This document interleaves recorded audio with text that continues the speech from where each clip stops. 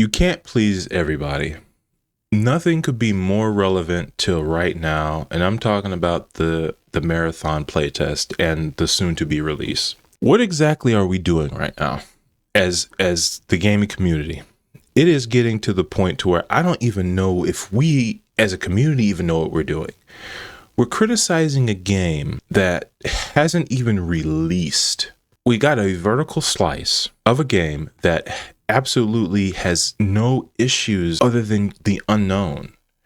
Everything else that everyone's griping about and talking about is irrelevant. The graphics look cartoonish, irrelevant. The UI, irrelevant. All these things are irrelevant to the point to where it's you're cherry picking now.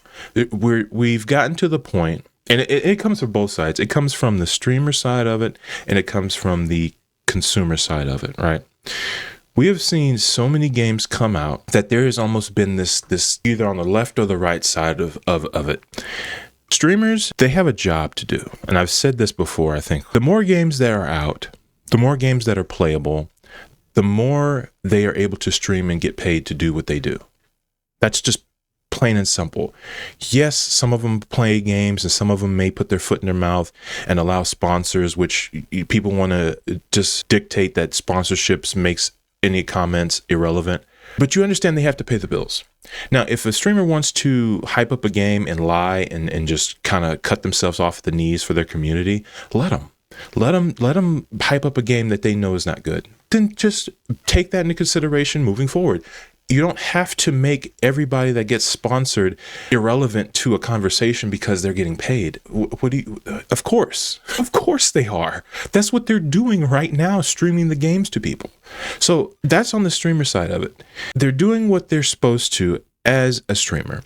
On the consumer side of it, because there are a lot of streamers doing this that I don't think is really cool either. They're blaming the communities for a game's ability to thrive. And they're saying, don't hate on the game so much. Everybody's going to have an opinion about a game. They're paying their money to play it. Of course, they're going to critique it. A lot of these streamers and a lot of these people in the gaming community have gotten tired of the rug pull. They're tired of these game companies coming out with games, hyping them up, and they're getting half-baked measured goods that either are week one unplayable game issues and glitches and just bugs. They're tired of 2 months later, there's some DLC that should have been in the main game to begin with. They're tired of these DLCs being overly priced to where they're basically paying for the game a second time after all the microtransactions have been sprinkled in through the entire experience. Yes, they're cosmetics most of the time. You're getting revenue for a game that you should only have to pay one price for. People are getting tired of that. So I feel it's justified to critique a game. Maybe the aspects aren't really correct, but they're still allowed to critique it. It's their money they're spending. And also, too, these game companies have been around for so long. There's a baseline to where you have to say, okay, this is the baseline you have to meet. There is no reason that a game company has been around, like Bungie, has been around for so long, has had so many installments, to not have gunplay down packed, have not have sound design down packed, has not had enemy engagement and PvP down packed. I said, in one of my posts to let them cook because, again, this is a vertical slice of a game. The game is not out yet. If you don't feel comfortable spending your money on a game that you are unsure about, watch some streams, watch some YouTube videos. It's okay. It's fine. I will even take it a step further. A lot of these game companies, because I think some people are trying to guilt trip some people, the whole situation with Highguard. These game companies are just that. They're game companies. They're only going to look at revenue and what performs well. If a game gets a lot of flack and is not going to perform well, it's not the developers, it's not the art team, it's not the programmers. They have corporate oversight.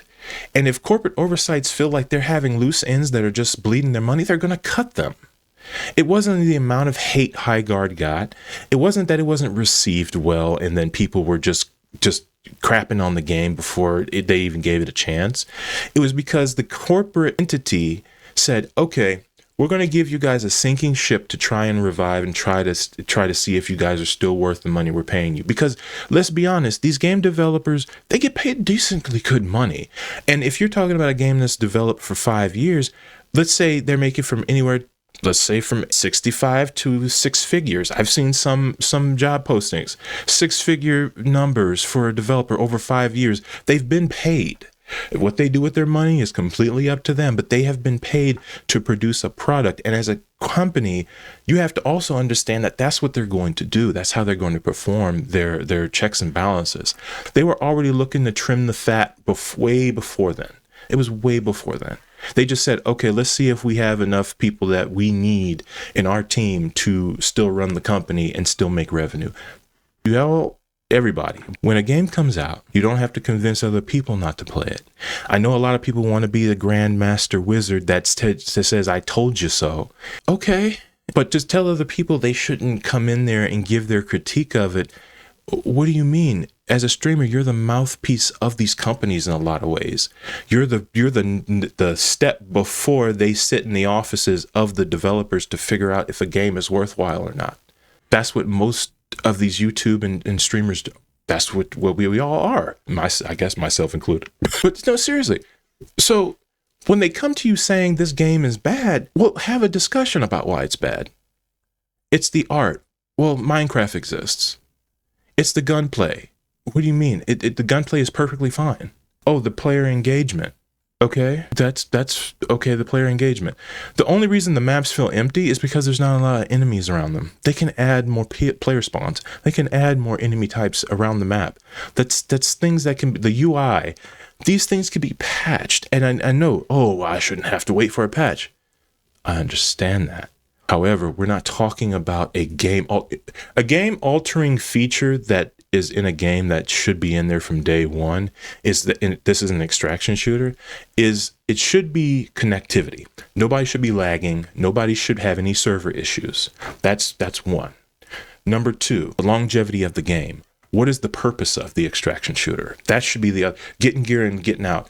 That's good and all. That's good and all. But for longevity, that's not going to cut it. There has to be a means of the purpose of you getting all this loot. And Bungie has said they're going to add these raids to it. So again, they're talking about in-game. So they have a plan. They have a vision. They come from Destiny. They're going to have all this stuff. It's just people are not liking the idea of having a price tag before they get to play the game. I think they should have given the playtest, and that's what I'm calling it. Now, they got their servers down packed. It's a temperature check of just seeing how the game community is going to respond to their game, and that's it. That's all it is. They're still going to publish it. They're still going to release it, and that game isn't going anywhere for a good long while. And the reason I say this is because Bungie doesn't have much left. They don't have much left.